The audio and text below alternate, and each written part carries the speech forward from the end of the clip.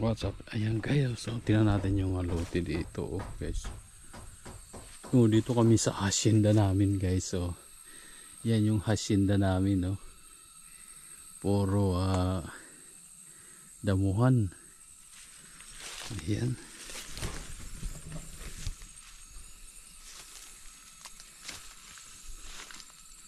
Ayan. May kahoy na tuyo, panggatong. Ayan.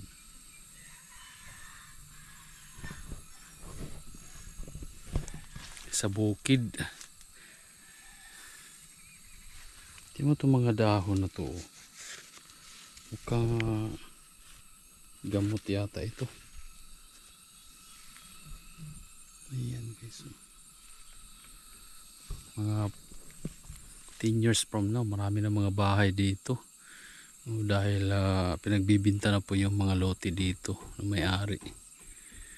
Kasi siguro kailangan ng pera.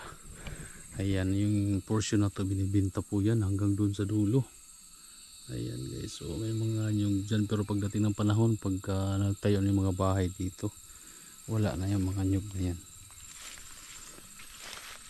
Ayan guys.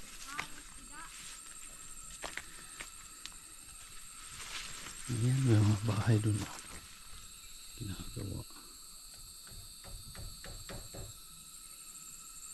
Patron, maupay na patron.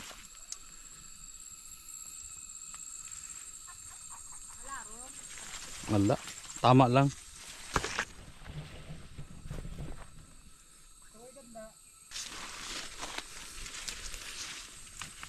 Nandito ako sa hacienda ko.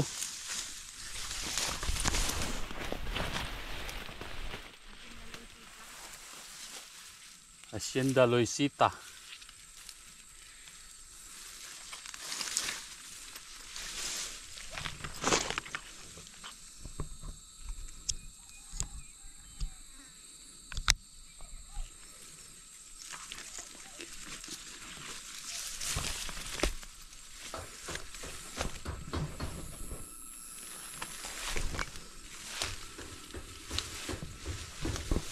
Puro na kadamuhan yung hacienda ko dito.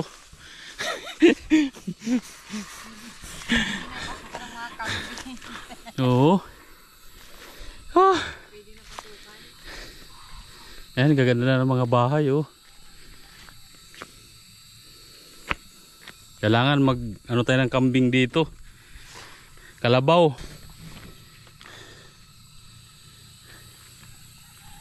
Ayan, ang ganda.